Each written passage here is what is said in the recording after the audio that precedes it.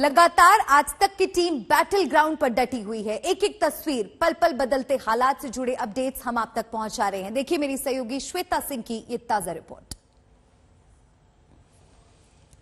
Tactical transport aircraft AN-32 बनाने वाले plant पर आज प्रहार किया गया है। वहां पर आग ही आग हर तरफ नजर आई है। दरअसल अब जो कीव की ओर बढ़ती हुई रूस का शिकंजा है, उसमें जो सामरिक तौर पर महत्वपूर्ण इलाके हैं, जो औद्योगिक हिस्सा है, जिस तरीके से खार्किव में हमने औद्योगिक हिस्सों की बर्बादी देखी है, उस तरीके से अब यूक्रेन की राजधानी कीव में भी उन हिस्सों पर प्रहार किया जा रहा है और इन इलाकों पर अलर्ट बहुत ज्यादा बढ़ा दिया गया है।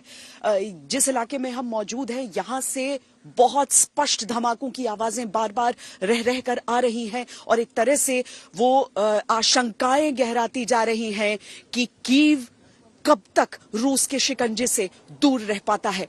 हम कीव शहर के रेलवे स्टेशन पर इस समय मौजूद हैं। जिन अहम चीजों को टारगेट किया जा रहा है रूसी सेना द्वारा, उसमें रेलवे स्टेशन एक बहुत बड़ा टारगेट है।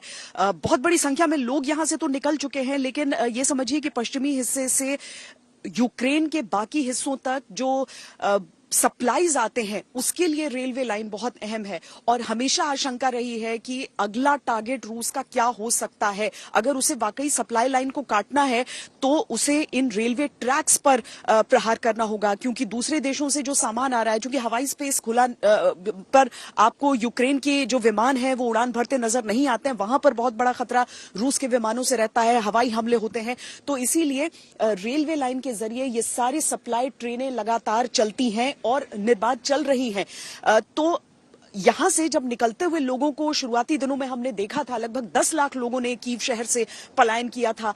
आज उतनी बड़ी संख्या में लोग नहीं दिखते हैं। हालांकि रेलवे स्टेशन के भीतर आपको लोगों की लाइनें दिखेंगी जो कि पूर्वी हिस्से से आकर कीव के रेलवे स्टेशन पर रह रहे हैं या फिर कीव में ही रहते हैं और यहां पर सुरक्षित स्थान होने के नाते यहां पर रेलवे स्टेशन पर रहते हैं कि किसी भी तरह की बमबारी से वो बच पाएंगे।